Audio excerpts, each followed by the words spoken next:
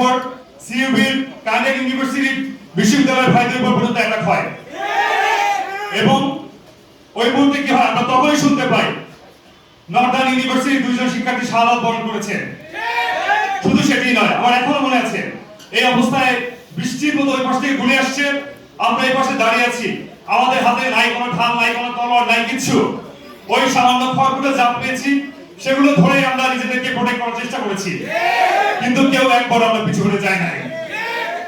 তো কথাগুলো বলার উদ্দেশ্য একটি, পরবর্তীতে তুমুল প্রতিরোধের মুখে ব্র্যাক বিশ্ববিদ্যালয়ের ছাদে এসে এই ইতিহাসকে দেখিয়ে দেয় বেসরকারি বিশ্ববিদ্যালয় যাদেরকে আপনারা ফার্ম অ্যান্ড মুরগি বলেন, তাদের প্রতিরোধের মুখে র্যাব কর্তৃক পুলিশকে রেস্কিউ করে উঠিয়ে নিয়ে যেতে বাধ্য হয়। স্পষ্টভাবে একটি কথা বলতে চাই, মৌচাকে ছুড়বেন ঢিল, এরপরে আমরা হুল ফুটাবো আর আমাদেরকে বলবেন রাজাকার, আমরা মেনে নিব। কোনোদিনও সেটা সম্ভব হবে না এই বাংলাদেশে।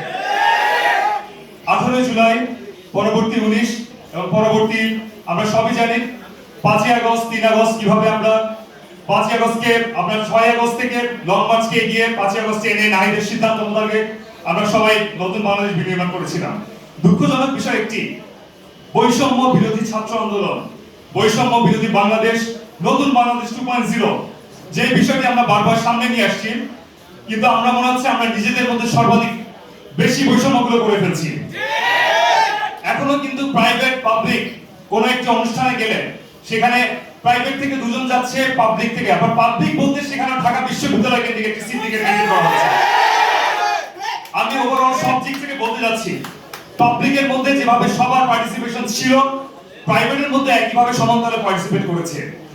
একই সাথে যে দুটি চ্যাপ্টারকে আমি ভাগ করতে পারি, 17 জুলাই যখন ঢাকা বিশ্ববিদ্যালয়ের আন্দোলন স্থগিত হয়ে পড়ে, সেখান থেকে নতুন ভাবে আমরা আন্দোলনকে সমঞ্জীবিত করে আমরা সামনে নিয়ে আসি। আজকে আমি আমার বক্তব্যের শেষ দিকে একটি কথাই বলতে চাই, 18 জুলাই আমি একটি নতুন দিবস হিসেবে ঘোষণা দিতে চাই। 18 জুলাইকে আমি চাই ফ্যাসিবাদ, জুলাইয়ের ফ্যাসিবাদ প্রতিরোধী দিবস হিসেবে এটিকে উল্লেখ করা হোক।